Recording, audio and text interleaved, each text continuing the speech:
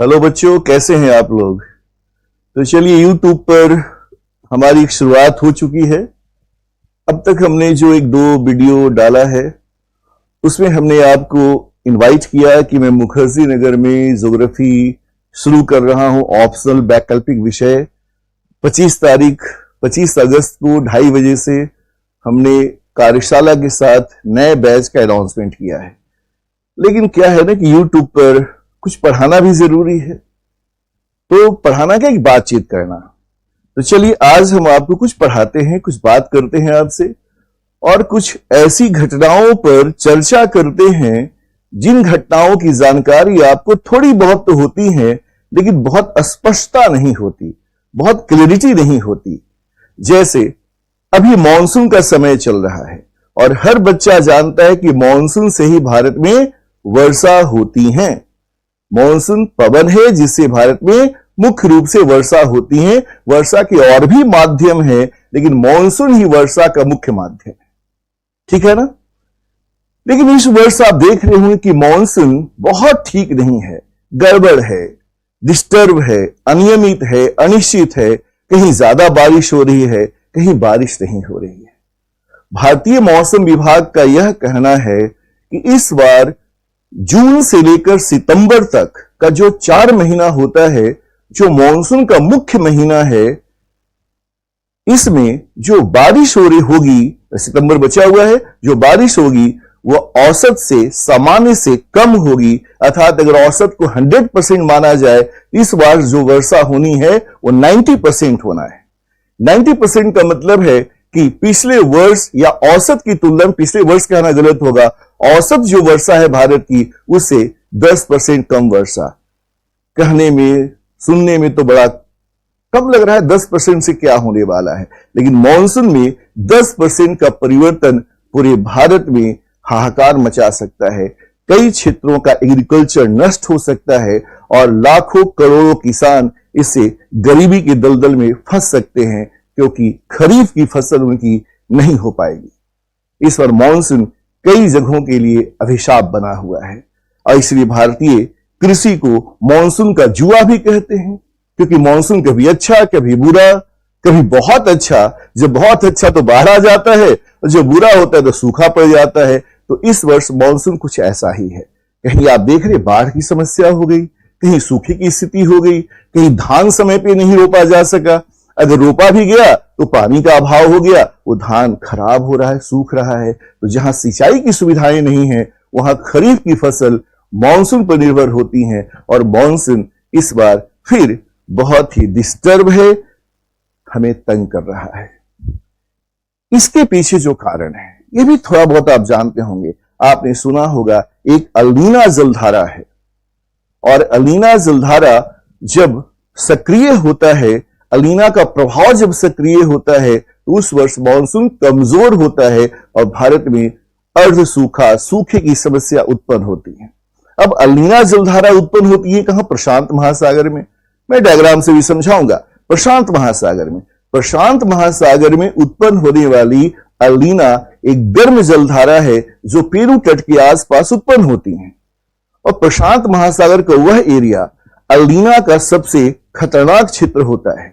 अगर वो ज्यादा गर्म हो गया तो न केवल Peru, north America, south America को प्रभावित करता है, बल्कि पश्चिम की ओर जब ये जलधारा प्रवाहित होती हुई ऑस्ट्रेलिया, इंडोनेशिया, मलेशिया अर्थात पूरे प्रशांत महासागर के पश्चिमी भाग को टच कर जाता है, वहां तक पहुंच जाता है, तो प्रशांत तटीय जितने देश है वहां की जलवायु, वहां के मौसम को परिवर्तित कर देता है। लेकिन चलिए, ये तो मुद्दा बात की है, इस पे मैं बात करूंगा। बात है भारत में मॉनसून की। भारत में अल नीनो का जब प्रभाव होता है, अल नीनो जब ज्यादा गर्म हो जाता है, जैसे अल नीनो अगर गर्म है तो समुद्री सतह का तापमान, सी सरफेस टेम्परेचर, SST जो है 2 डिग्री सेंटीग्रेड या इससे भी अधिक हो जाता है।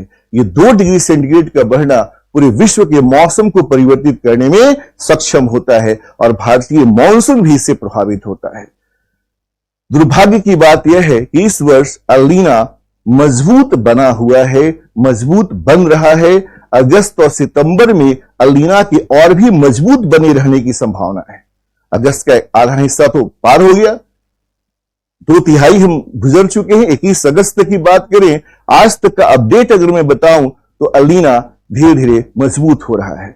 सितंबर तक ये और भी मजबूत होगा और IMD और नोआ जैसे संस्था जो अमेरिका की साइंटिफिक संस्था हैं, उनका यह मानना है कि नवंबर दिसंबर में अल नीनो अपनी पीक पर होगा, सबसे ज्यादा गर्म होगा। और जैसा कि पिछले वर्षों में 2015-16 में भी अल नीनो गर्म रहा था, ठीक उसी प्रकार इस वर्ष गर्म होगा और शायद उससे ज्यादा भी। अगर ऐसा होता है तो अल नीनो का प्रभाव अगले साल भी मॉनसून पर बनेगा। अल नीनो गर्म है, एक जलधारा है, लेकिन पूरे मॉनसून को छत विछत कर देता है। कमाल की बात है, इस बात को समझें। लेकिन इस वर्ष जो मॉनसून का जो मेन फेज है हमारा, कौन सा फेज है? जो जून से शुरू होता है। जून, जुलाई, अगस्त, सितंबर, ये 4 महीना जो मॉनसून का मेन फेज है। इस 4 महीने में भारत में होने वाली टोटल कुल वर्षा का 75% प्राप्त होता है। ठीक है, आप मेरी बात को ध्यान समझिएगा। 75% वर्षा केवल इन 4 महीने में होती है और बाकी 8 महीने में 25% वर्षा होती है। तो आप समझ सकते हैं कि जून से सितंबर तक का महीना भारतीय किसानों के लिए, भारत में जल संसाधन के लिए, भारत में नदियों के प्रवाह के लिए, भारत में कृषि के लिए कितना आवश्यक है।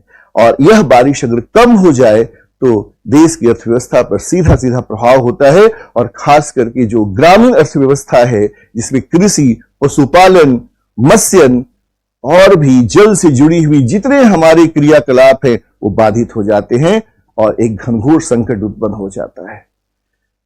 इस वर्ष अल नीनो थोड़ा देर से प्रभावी बना और भारत में प्रभाव तो है, लेकिन उतना प्रभाव अभी तक नहीं उत्पन्न हो पाया है जितना होना चाहिए, क्योंकि दूसरी घटना भी है जो भारतीय मॉनसून को प्रभावित करती है। मैं इन सबको समझाऊंगा डायग्राम के थ्रू।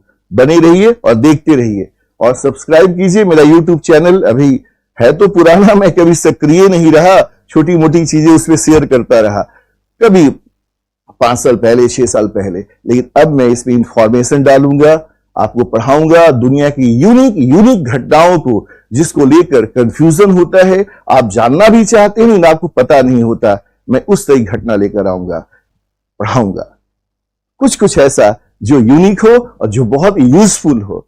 ठीक है, तो दूसरी घटना जो भारतीय मॉनसून को प्रभावित करती है वो है IOD, इंडियन ओशन डायपोल। यहां हमने कहा अल नीनो कहते हैं, इंडियन ओशन डायपोल, ये दूसरी घटना है। अब अगर मैं इस वर्ष की बात करूं, IOD हिंद महासागर में घटित होने वाली घटना है और अल नीनो कहां है? प्रशांत महासागर में। IOD कहां है? हिंद महासागर में। IOD जब पॉजिटिव होता है, पॉजिटिव क्या है, नेगेटिव क्या है बताऊंगा।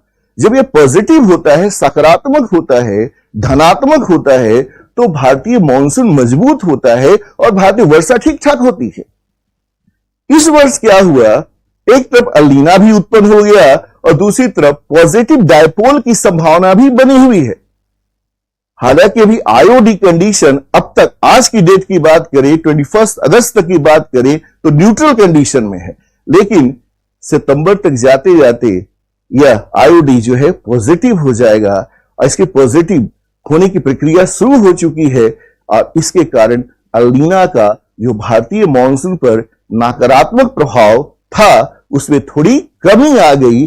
अगर IOD की घटना इस बार पॉजिटिव तरीके से घटित नहीं होती तो अल नीनो भारतीय वर्षा को, मॉनसून को इतना कमजोर कर देता कि भारत में कृषि अर्थव्यवस्था बहुत ज्यादा ठप हो जाती। खास करके जिन क्षेत्रों के किसान खेती के लिए मॉनसून पर निर्भर हैं, उनकी स्थिति दयनीय हो जाती। ये कहते हैं ना कि प्रकृति भी हमेशा अन्याय नहीं करती, और प्रकृति तो खैर कभी अन्याय नहीं करती। वह हमें बताती है कि आप प्रबंधन कैसे करो, जल प्रबंधन करो, वाटर स्टोर करके रखो, ताकि बुरे वक्त में वो पानी काम आए।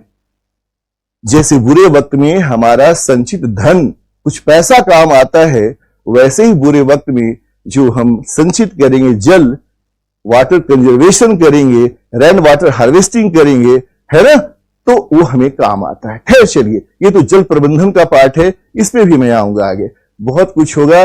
मेरी यूट्यूब चैनल की शुरुआत हुई है और मैं कह रहा हूं आपको लगेगा कि आप एक ऐसे व्यक्ति से, ऐसे यूट्यूब से जुड़ रहे हैं जो आपको नॉलेज देगा बेहतरीन और भीड़ से कुछ अलग, जो आपको मंजिल की ओर ले जाने में एक राह को भी आसान करेगा। ठीक, एक तीसरी घटना भी दिख रही है। अगस्त फर्स्ट वीक में भारत के इनसेट श्रृंखला के सैटेलाइट ने जो चित्र भेजा, इनसेट आप जानते हैं इंडियन नेशनल सैटेलाइट, ये सूचना संचार उपग्रह है। यह भारत का बहुदेशीय उपग्रह है इनसेट श्रृंखला।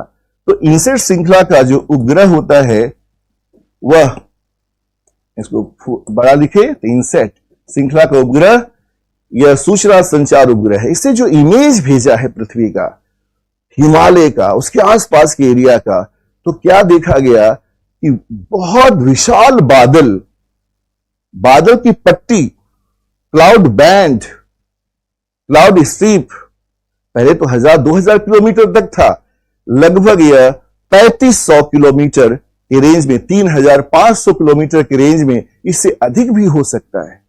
करीब 3500 किलोमीटर के रेंज में पूरे बादल की एक पट्टी हिमालय के ऊपर ही नहीं बल्कि पश्चिमी चाइना, तिब्बत का पठार और हिमालय होते हुए उत्तर के मैदानी भाग और प्रायद्वीपीय पठार के उत्तर के भाग तक पूरा का पूरा बादल का एक पट्टी ऊंचाई पर क्षोभ मंडल में बना हुआ है।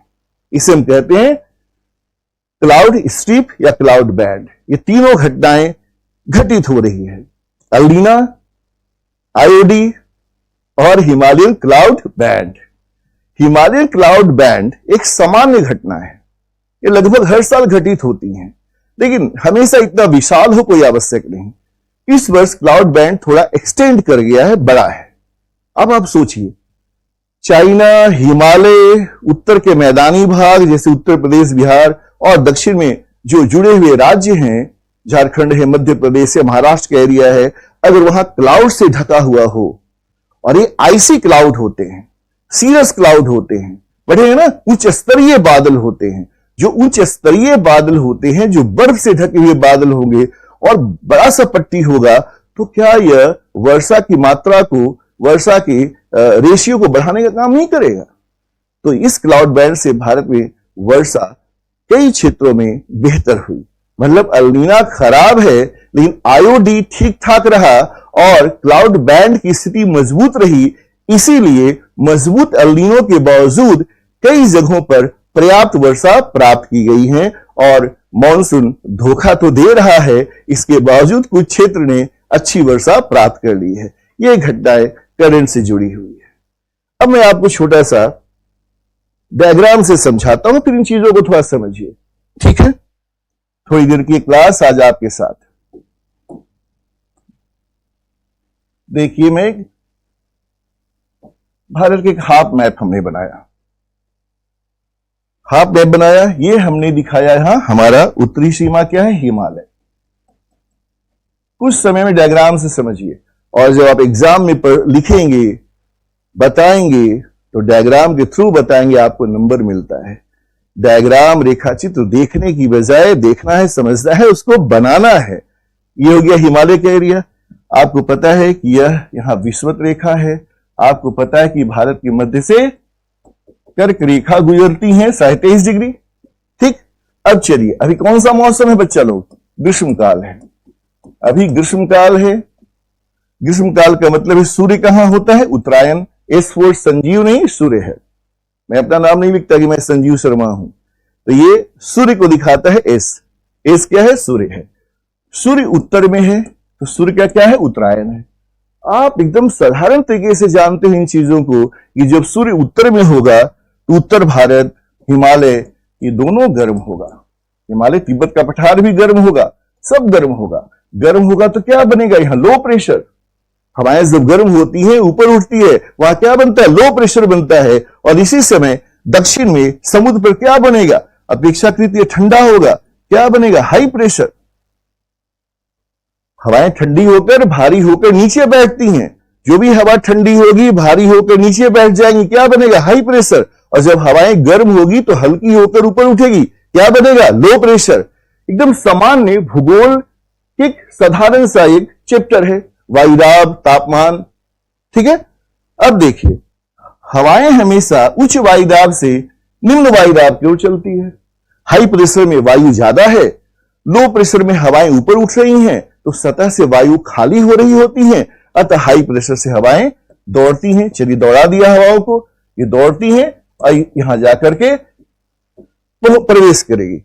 ये जो हमने एरो बनाया, यही है भारत का दक्षिण पश्चिमी मानसून, जो ग्रीष्म काल में उत्पन्न होती है। ये दक्षिण पश्चिमी मानसून, हम अभी कंडीशन में बात करेंगे, अभी ऐसा ही चल रहा है। यही हवाएं भारत में आती हैं और पर्याप्त आर्द्रता लेकर आती हैं, क्योंकि समुद्र से आ रही हैं तो खूब सारी बारिश करती हैं, यही बारिश करती हैं। यही हवाएं देखिए हिमालय से भी टकरा रही हैं, हिमालय से टकरा कर भी है पूर्व से पश्चिम की ओर भी जाती हैं और हिमालय से टकराकर ऊपर भी उठेंगी। जैसे जब हिमालय से टकराई, अब देखिए हिमालय से टकरा कर हवाएं ऊपर उठेंगी, स्वाभाविक ऊपर उठने पर क्या बनेगा, बादल बनेगा। जब मानसूनी हवाएं हिमालय से टकराकर ऊपर उठती हैं तो बादल बनता है। जब ये ज्यादा हवाएं ऊपर उठ रही हैं, खूब तेज गति से उठ रही हैं, तो स्वाभाविक है इससे ऊपर जो बादल बनेंगे, इन्हीं बादलों का एक हिस्सा आइसी क्लाउड के रूप में डेवलप हो जाता है, जिसे हम कहते हैं क्लाउड बैंड। इस पे भी मैं आऊंगा। ठीक, तो क्लाउड बैंड का कॉन्सेप्ट पवनों के हिमालय से टकराकर ऊपर उठने से जुड़ा हुआ है, वो तो अपनी जगह है। अब देखिए, जो दक्षिणी पश्चिमी मानसून है बच्चा लोग, यही मानसून भारत में वर्षा का सबसे बड़ा माध्यम है और पूरे भारत में इससे वर्षा होती है। देश में होने वाली वर्षा, जो आईएमडी का नया रिपोर्ट आया है, वो क्या कहता है कि देश में 116 सेंटीमीटर वार्षिक वर्षा प्राप्त होती है। कितनी होती है? 116 सेंटीमीटर। आईएमडी का रिपोर्ट है, किताबों में कुछ भी अलग मिलेगा, भरोसा मत कीजिएगा। आईएमडी का नया रिपोर्ट है, एवरेज निकाला जाता है, इसे कहते हैं long period assessment, LPA, average. तो लॉन्ग पीरियड एवरेज निकाला जाता है। कितनी बारिश होती है? 116 सेंटीमीटर वार्षिक है एक वर्ष में। इसमें से 88% मॉनसून से केवल होती है, अब जान लीजिए। इसमें से 88% वर्षा मॉनसून से होती है और इसमें से भी 80% प्लस जो भी मैं पढ़ा रहा हूं दक्षिण पश्चिमी मॉनसून से होती हैं। ठीक है ना? और बाकी किससे हो जाएंगी? बाकी हो जाएंगी 20% के आसपास, इससे थोड़ा कम ही उत्तरी पूर्वी मॉनसून से, जो ठंडे के मौसम में होता है। उत्तरी पूर्वी मॉनसून से थोड़ी बहुत बारिश होती है। चलिए डेटा में ज्यादा नहीं जाना है, मतलब मॉनसून से 88% वर्षा होती है और मॉनसूनी वर्षा का भी 80% से ज्यादा दक्षिण पश्चिम मॉनसून से ग्रीष्मकाल में प्राप्त होता है। ठीक, अब इस डेटा को आप आगे देखिए तो आप क्या देखेंगे, जो हमने कहा कि जून से सितंबर तक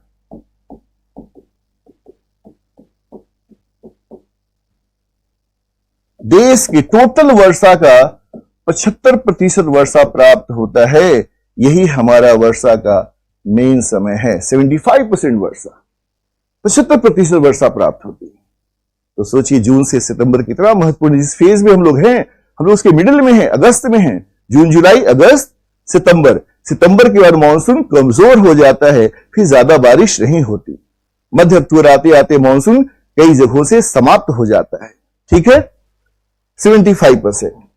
और डेटा की बात करें तो ये करीब 86.86 सेंटीमीटर वर्षा है। इसी को हम लगभग 87 सेंटीमीटर कह सकते हैं। मतलब देश में 116 सेंटीमीटर जो वर्षा होती है, उसका 87 सेंटीमीटर किससे हो रहा है? 87 सेंटीमीटर हो रहा है दक्षिण पश्चिमी मानसून से, वही जून से लेकर के सितंबर तक। आप समझ सकते हैं ये जो फेज है, ये जो समय है, कितना महत्वपूर्ण है। अब सोचिए इस फेज में यदि मानसून को कोई डिस्टर्ब कर दे, कोई हिला दे, आप जा रहे हैं अपने रास्ते में गाड़ी से, ठीक है, वन वे है, कोई रॉन्ग साइड से आ गया, कोई ईस्ट से आ गया, कोई वेस्ट से आ गया, तो आपकी गाड़ी समय पर नहीं पहुंचेगी, दुर्घटना होगी, जिंदगी जा सकती है। मॉनसून जब नॉर्मल होता है तो यह है, जब मॉनसून को कोई डिस्टर्ब करता है, तंग करता है, तो वह है अल नीनो, जो डिस्टर्ब करने वाला फैक्टर है। कैसे डिस्टर्ब करता है, 5 मिनट आज उस पर बात करता हूं। ये सीरीज में 2-3 दिन लूंगा, ठीक है। 25 अगस्त से हमारा रेगुलर बैच शुरू होगा। उस बैच में कार्यशाला के साथ, सिलेबस के साथ मैं आपको पढ़ाना शुरू करूंगा। पूरे सिलेबस को, ऑप्शनल को वैकल्पिक विषय के रूप में भूगोल क्यों रखा जाना चाहिए, क्या उसका महत्व है, तो हर बच्चे इसको ज्वाइन कीजिएगा। आपका वैकल्पिक विषय कोई और भी आप रख सकते हो बाद में, लेकिन फर्स्ट क्लास ज्वाइन करो मेरे साथ। देखो आप कि कार्यशाला के बाद भूगोल विषय जो मैं 2-3 दिन आपको पढ़ाऊंगा, वो आपको समझ में बात आ रही है कि नहीं, कितना यूजफुल है, क्या महत्व है, और यूपीएससी में सफलता कैसे हम भूगोल के माध्यम से प्राप्त कर सकते हैं, वो डिस्कशन बाद में, ठीक है। वो तो कार्यशाला में बात करूंगा। ये मॉनसून का एक, हमने कहा दक्षिण पश्चिम मॉनसून का महत्व आपको समझ में आ रहा है, परसेंटेज समझ में आ रहा है कि कितना ज्यादा बारिश इससे होती है, यही मुख्य मॉनसून है। अब देखिए, अभी मैं ब्लैंक आपको दिखाता हूं, मैं फोटो, गूगल का फोटो भी आपको दिखाऊंगा, वो चिंता मत करना। गूगल का फोटो बहुत है यहां, लेकिन क्या आपको गूगल का फोटो वहां दिखाकर नंबर लाना है? आपको मैप बनाकर, ड्रॉ करके समझाना है। मुख्य परीक्षा, केवल प्रीलिम्स नहीं होता, मुख्य परीक्षा। अब तो एसएससी में भी रिटन एग्जाम में सब्जेक्टिव क्वेश्चन डालने का निर्णय ले लिया गया है बच्चा लोग। अब जो स्टाफ सिलेक्शन कमीशन का एग्जाम देंगे, वो भी, मैं उस एग्जाम के बारे में ज्यादा नहीं जानता, मैं यूपीएससी और पीसीएस, बीपीएससी, यूपी पीसीएस, इस लेवल की तैयारी में करवाता हूं, लेकिन सुनता हूं तो एसएससी का मैंने पढ़ा था, तो उसमें अब मेंस में, रिटन एग्जाम में केवल ऑब्जेक्टिव नहीं होगा, लिखना पड़ेगा, तो लिखना तो पड़ेगा। जो डायग्राम के साथ अच्छे से लिखेगा, मार्क्स उसके अच्छे आएंगे। प्रतिस्पर्धा में जो योग्य होगा वही आगे बढ़ेगा, जो कम योग्य होगा, योग्य तो सब होते हैं, जो कम योग्य होगा वो बैठा रह जाएगा, उसको सरकारी नौकरी नहीं मिलने वाली। सीट्स बहुत कम है, पढ़ने वालों की संख्या अनगिनत है ना। तो देखिए हमारे साथ थोड़ा, अब देखो, मैं एक छोटा सा वर्ल्ड का मैप आपको दिखाता हूं। पूरे वर्ल्ड के संदर्भ में आप अल नीनो और मॉनसून सबको आप समझ लेंगे, ठीक है। आप हमारे साथ कंफर्ट हो जाएंगे, मैं सब आपको बनाना सिखाऊंगा, वर्ल्ड का मैप, इंडिया का मैप, और कैसे अच्छे नंबर लाने हैं, यही खेल है बच्चा लोग। देखिए, इटली है, आपको अभी समझ में, आप सोचोगे सर क्या जल्दी जल्दी बना रहे हैं। मैं जल्दी जल्दी इसलिए बना रहा हूं कि हमें सभी जगहों की जानकारी है। अफ्रीका है, यूरोप है, एशिया है, भारत है, यहां मेडागास्कर है, यहां श्रीलंका दे दीजिए, यहां सुमात्रा आइलैंड है, जावा, सुम्बा, सांबा, कई आइलैंड है, यहां है ऑस्ट्रेलिया, यह है न्यूजीलैंड, यह है तस्मानिया, यहां फिजी है ना, Borneo, Sulawesi, Papua New Guinea, Philippines, ठीक। इधर आ जाइए, यहां वियतनाम, यहां पे आ जाइए, यहां जापान के 4 आइलैंड, ठीक है। यहां पे अलास्का, इस मैप को उधर दिखा रहे कुछ इस तरह से, यही दुनिया है, ठीक है। यहां भी कुछ आइलैंड है, यहां पे आ जाए अंटार्कटिका। अब देखिए, इसको यहां भी बना दिया, प्रशांत महासागर यहां बन गया। अब आप आइए मॉनसून और अल नीनो के संबंधों को 5 मिनट में समझते हैं बच्चा लोग, ठीक है। लंबी क्लास नहीं लूंगा, थोड़ा थोड़ा समझाऊंगा, फिर इसको सीरीज में 2 या 3 वीडियो में, आज जो हमने कहा है, छोटे छोटे 3 वीडियो में आपको मैं इस पूरी घटना को समझाऊंगा। मॉनसून, अल नीनो, आईओडी और हिमालय के ऊपर बने हुए क्लाउड बैंड का क्या रहस्य है, जिसको सैटेलाइट ने जिस चित्र को भेजा और हम उस पर चर्चा कर रहे हैं, इन रहस्य को मैं सुलझाऊंगा, ठीक है। तो यहां देखो बच्चा लोग, यहां पे अगर आप देखें, इस एरिया में ये करीब 0 डिग्री के आसपास का एरिया मान लीजिए। इस एरिया में यहां पर उत्पन्न होता है एक अल्नीना जलधारा। यहां क्या उत्पन्न हुआ? अल्नीना एक जलधारा है, ओशन करेंट है जो गर्म है। क्यों उत्पन्न होता है, कैसे उत्पन्न होता है, ये चर्चा का विषय अभी नहीं है, वो मैं बहुत डिटेल पढ़ाऊंगा आपको। अल्नीना एक गर्म जलधारा है जो यहां उत्पन्न होता है। ये इतना गर्म है कि जब ये गर्म होता है तो पूरे प्रशांत महासागर को गर्म करके, गर्म पानी आपको पता है फैलता है और वो ऑस्ट्रेलिया को घेर लेता है, ऑस्ट्रेलिया को भी प्रभावित करता है। लंबी बातें हैं, उसे पढ़ाऊंगा। और जब ये आ जाता है भारत की तरफ, कहानी यहां है। अभी मैं एकदम मॉनसून पे हूं। जब ये जल गर्म होकर के फैलते हुए भारत के दक्षिण में हिंद महासागर में आ जाता है, तब मॉनसून को प्रभावित करता है। अब सोचिए, गर्म जलधारा यहां तक आ गया, गर्म जलधारा है और इसके कारण समुद्री सतह का तापमान प्लस 2 डिग्री सेंटीग्रेड बढ़ जाता है या इससे भी ज्यादा हो सकता है। ठीक, जब यहां आता है तो ये क्या करेगा? हिंद महासागर को गर्म कर देगा। हिंद महासागर को जब गर्म कर देगा तो अल्नीना चूंकि गर्म है तो हिंद महासागर गर्म हो जाएगा, तो यहां बन जाएगा लो प्रेशर। छोटी सी कहानी इसमें, लो प्रेशर बन गया यहां। अब भारत की बात समझिए। भारत में ग्रीष्म काल है, सभी घटनाएं आपस में जुड़ेगी। भारत में ग्रीष्म काल है, जो हमने पहला फोटो दिखाया था। ग्रीष्म काल है, सूर्य उत्तरायण है, भारत गर्म है और भारत के दक्षिण में जो सटा हुआ हिंद महासागर है, अरब सागर है, वो ठंडा है। अब आ गया अल्नीना। हमेशा अल्नीना नहीं आता, 2-3 वर्षों के अंतराल पर, कभी 4-5 वर्षों के अंतराल पर, कभी 7 वर्षों के अंतराल पर। अल्नीना कब उत्पन्न होगा, कैसे उत्पन्न होगा, यह रहस्य अभी नासा भी नहीं सुलझा पाया है। लेकिन अल्नीना जब उत्पन्न होगा तब क्या होगा, इसका अध्ययन हम लोगों ने डिटेल कर लिया है। ठीक, यहां देखिए, अल्नीना ने लो प्रेशर बना दिया। हमारे यहां पहले से यहां क्या है? Low pressure. क्योंकि भारत में कौन सा काल है? ग्रीष्म काल। अब अभी से तुलना कीजिए 2026, समझिए अगस्त में हम लोग पढ़ रहे हैं, अगस्त की बात समझिए। ग्रीष्म काल है, लो प्रेशर है। यहां क्या है? हाई प्रेशर है। अब हमने कहा था इस हाई प्रेशर से जो हवाएं भारत के लो प्रेशर की ओर दौड़ती हैं, यही है दक्षिणी पश्चिमी मॉनसून। इसे क्या कहेंगे? दक्षिणी पश्चिमी मॉनसून कहेंगे। यही दक्षिणी पश्चिमी मॉनसून है। अगर नीचे वाले एरिया को भूल जाएं तो यह कहानी तो नॉर्मल है जो चल रही है। हर साल सूर्य उत्तरायण होगा और भारत में लो प्रेशर बनेगा और हिंद महासागर, अरब सागर ठंडा होकर हाई प्रेशर बनाएगा, जहां से हवाएं दौड़ेंगी। यही दक्षिण पश्चिम मॉनसून है। क्योंकि समुद्र से दौड़ेंगी तो आर्द्रता लेके दौड़ेंगी, खूब बारिश होगी भारत में, है ना। लेकिन आप ख्याल कि आप सीधी रास्ते पे जा रहे हैं, तब तक कोई उल्टे रास्ते से बड़ा सा ट्रक डंपर आके आपको मार दे, या कोई दाहिने से आके मार दे, कोई बाएं से आकर मार दे। अल्नीना वही करता है, ये पीछे से आ जाता है, दक्षिण से आ गया। जब यहां लो प्रेशर बना, अब आप सोचो फिजिक्स, साइंस, यहां हाई प्रेशर, यहां लो प्रेशर, यहां लो प्रेशर, मतलब इस हाई प्रेशर की दोनों तरफ लो प्रेशर है, तो ये लो प्रेशर भी तो यहां से हवाओं को खींच लेगा। तो यहां की हवाएं जो भारत में दौड़ रही थी, अब कहां दौड़ रही हैं?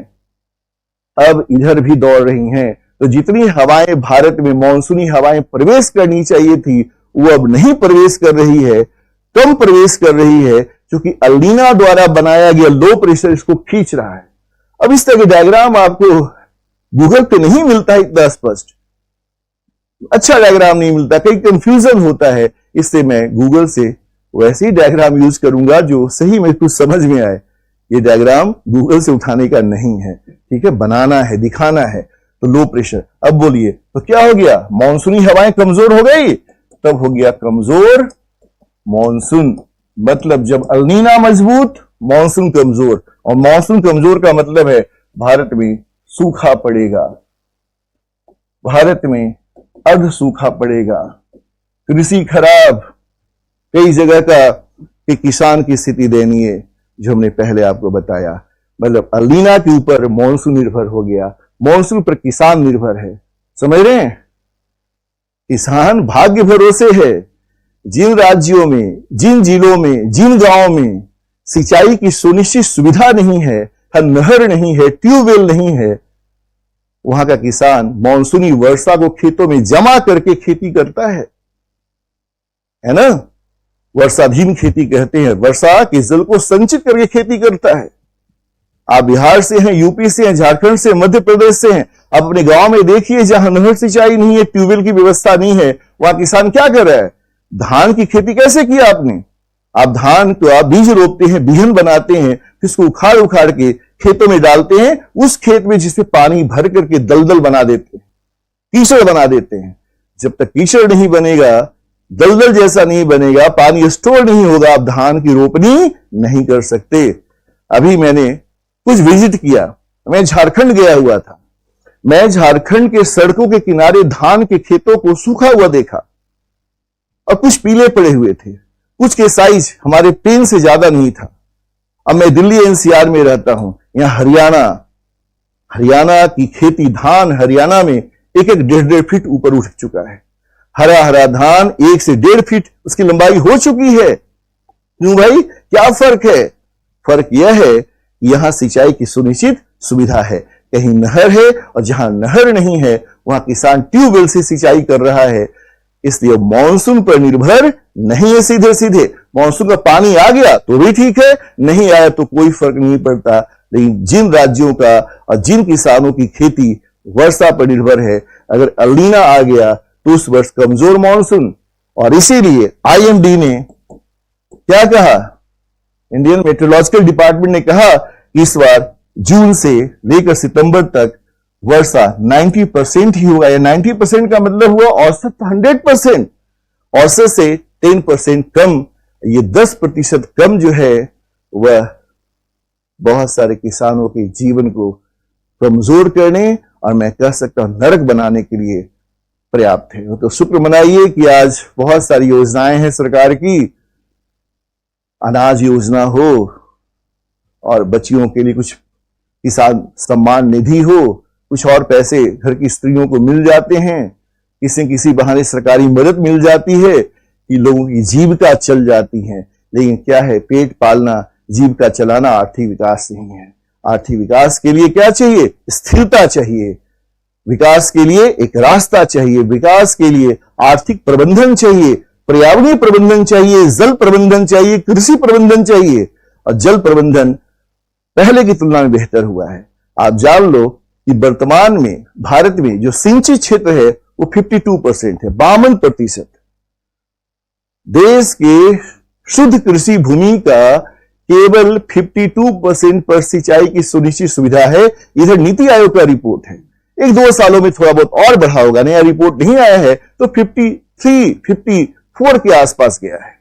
मतलब अभी भी आप जान लीजिए 45% से एबव किसान जो है, 45%, 45% से अधिक जो किसान हैं वो सिंचाई से खेती नहीं कर पाते। मतलब वो सीधे सीधे मॉनसून पर निर्भर हैं, मॉनसूनी वर्षा पर निर्भर हैं। उनके पास ट्यूबवेल या नहर सिंचाई की सुविधा नहीं है। वो जो 45 से 48% किसान हैं, वह एल नीनो के आने से जिन जिन राज्यों में, जिन जिन गांवों में, जिन जिन जिलों में वर्षा कम हो रही है, उनके खरीफ की फसल तो नहीं पनप पाई ठीक से। आप समझ सकते हैं कि एल नीनो एक ऐसी जलधारा जो मॉनसून को डिस्टर्ब कर सकती है।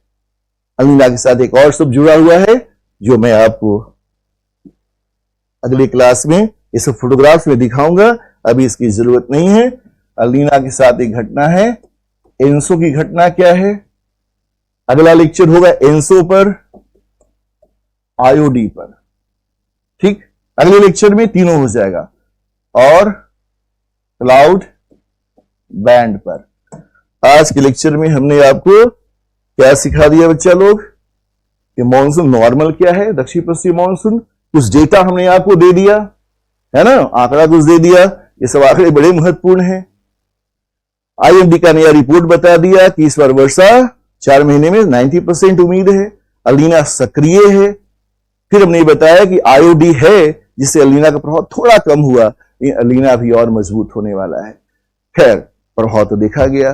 तो एल नीनो क्या है? एक जलधारा है, गर्म है, और वो प्रशांत महासागर से चलती हैं, पूरे विश्व को प्रभावित करते हुए जब वो हिंद महासागर में आती हैं तो हिंद महासागर को गर्म कर देती हैं, जिससे लो प्रेशर का क्षेत्र बन जाता है। जब ये लो प्रेशर हिंद महासागर में बनता है तो भारत की ओर आने वाली मानसूनी हवाओं को खींच लेता है अपनी तरफ। जब मानसूनी हवाएं इधर चली जाएंगी तो भारत में मानसूनी हवाओं का प्रवेश बाधित हो जाएगा, जिससे मानसून हमारा कमजोर हो जाता है। तो आज का लेक्चर इतना ही।